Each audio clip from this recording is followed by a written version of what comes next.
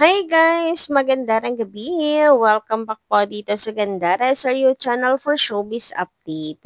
Andito na naman nga po akong muli nagbabalik. Ang nag-iisa po ninyong kachismosang Kimpaw na nagmamagandara. Wala naman na pong iba. Ako lamang ang lukaret na si Gandara upang magatid sa inyo ng latest update and fresh happenings patungkol kina Kim Chiu and Paolo Avellino.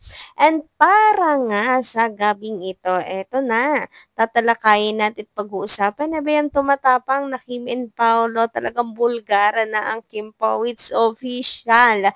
No need caption, charot. No need explanation sa no need pag-amin. Talagang galawan pa lang nila. Ay, magjowa talaga. Confirmed na confirm. Ayan na naman tayo. Excited ako sa chika ni MJ. Sana'y mabanggit niya ito. Huy, grabihan. Anyway, bago tayo mag-start, guys, sa mga hindi pa nakaka-subscribe sa ating channel, paki-click lang po tayo ng subscribe button natin at notification bell na nandiyan sa baba para mag-updated po kayo at ma-notify tuwing may bago tayong chika at balita hinggil sa Kimpaw. Basta mga balita na may kinalaman, kina Kim Chu and Paolo Avellino, sagot na po natin yan. And unahin nating pag-usapan ang project ng Kimpaw, guys. This is it, pansit. Sisimula na ang bisi-bisihan ng Kimpaw.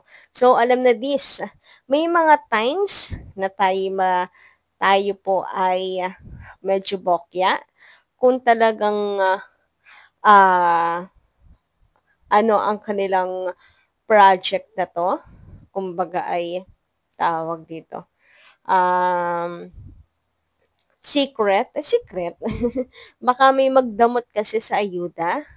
So, baka maging sa sobrang busy ng Kimpaw, ayan, aasa na lang talaga tayo sa mga stolen shots behind the scene kung magsisimula na ang kanilang taping. Yan po ang masasabi ko, guys. And, 'wag kayong malungkot kung sakali na tumahimik kasi nga busy-busy po sila. Pero naniniwala ako na may mag-i-isplok po diyan, larawan ng Kimpaw stolen. So, tiyaga-tiyaga muna tayo doon. And I hope magagaling detective din ang camera po ninyo para talagang kuhang-kuha ang magandang shot. Charot! Grabe din, ano po, ang Kimpaw, talagang, walang pahinga rin, eh, kung tutuusin. Parang ang 1 week nga na pahinga nilang dalawa ay bitin na bitin. Grabe nga yun. So, sana nga daw po, eh, makapagpahinga ang Kim Pao soon. Kagaya nito, lalo na daw si Kim Chu, ano, comment dito ng isa nating commentor, si Kim ang dapat mag-time out na at magbakasyon sa ibang lugar. Who knows?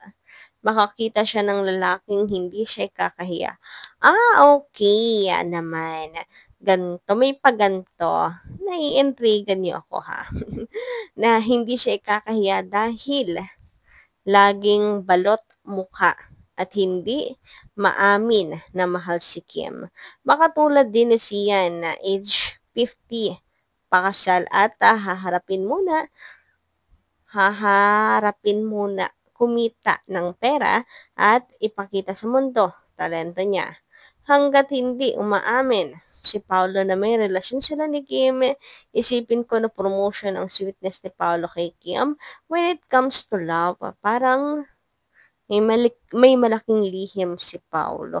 Oo, so sad naman. Lagi ko kayong kasama sa aking update pero meron pala kayong agam-agam kay Paolo Avellino. So, hindi ko kayo masisisi and walang problema doon kung yan ang inyong nararamdaman, eh. Ang importante nandiyan pa rin kayo nakasupport sa Kimpawa, hindi ba? Yung iba kasi,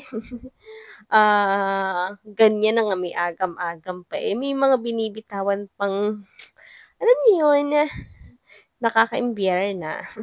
Pero mga ganitong comment, okay lang naman. Yan yung nararamdaman niya, ano magagawa ko? And, for the sake naman of King Chu yung iniisip nyo. yung hindi nga siya ikakahiya, siyempre gusto din natin yun. Ano po, dumating din siya sa happy piece of her life. Pero kasi we don't know din kung ano pa ang plano ni Kim Chiu sa buhay eh. Alam niyo yun, meron din po ha mga girls na may ano na rin pero hindi pa pala talaga ready. Alam niyo yun, si Kim Chiu di natin alam. Yes, gusto niyang pangarap niyang makasal. Yes, ah gusto niya ng ano, pero commitment, but ano na kasi 'pag sinabing kasal, settling down, wala ng atrasan 'yan, eh, tuloy-tuloy na 'yan. So, kumbaga ay ano, malaking desisyon talaga 'to, malaking hakbang. About sa pag-amin ng Kim Pao, nakakaano talaga na hindi si Paolo naglalakas ng loob, but at the end of the day 'pag iniisip ko, it's ano, eh, two tango. Hindi siya si Paolo lang yung nagdedesisyon, hindi lang si Kim Chiu, dalawa po 'yan. So, maaaring isa sa kanila hindi pa talaga ready. Kung si Paolo 'yun, eh, nakakalungkot na hindi ready kasi iba yung hindi ready sa private lang talaga. Pero ako naniniwala kung very private lang talaga sa buhay sila. Hindi naman sa hindi pinagmamalaki kasi para po sa akin, galawan nilang dalawa. Hindi kasi required naman na pagsigawan sa buong mundo. Simple na mga taong nagmamahal na kataong nakapaligid sa kanila. That's the core na sinasabi. Importante yung core niyo buong buo, maayos. Wala nang paki sa outside world, gano'n. Mas happy kasi yung gano'ng buhay. Nakaka-sweet. Sweet siyang pakinggan na pinagmamalaki ko sa buong mundo. But in real life, mga kakornihan na lang talaga siya. Yung mga madalas na ganyan, yan po yung madalas naghihiwalay eh. Mas private, mas ano, mas okay. As long as both families okay naman. Ang masaklap niyan private na nga, tapos both parties hindi pala okay. Aba'y ang toxic nung core, ang toxic nung, paligid, ayun ang mahirap dun. Pero mukhang okay naman both ano, both parties, both legal naman po yung dalawa. Kita naman natin sa family ni Pao na happy sila and tanggap nila si Kim Chiu and gano'n din naman ang Chiu family. Kita naman natin ang, pictures ng Chiu fam with Paolo Avellino, 'di ba? Para sa akin sila na nga, eh, kung pagbabasehan mo galaw, kung pag-amin wala pa talaga, pero galaw pagbabasehan mo, sila na talaga at about sa pagmamalaki sa galaw, masasabi ko na pinagmamalaki ni Paolo si Kim Chiu. Ganyan. Hindi lang kailangang, alam mo yon para i-please ang lahat. But, para sa mga friends, families, gano'n, sa galaw nila, masarap na sa matang makita yon.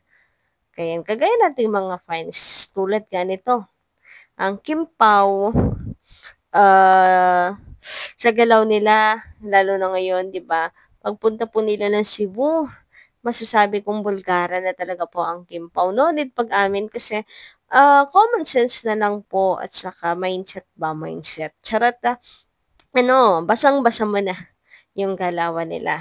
Kita mo naman na kung sila po ay nag-iingat, talagang nagtatago, hindi sana sila ganito, eh.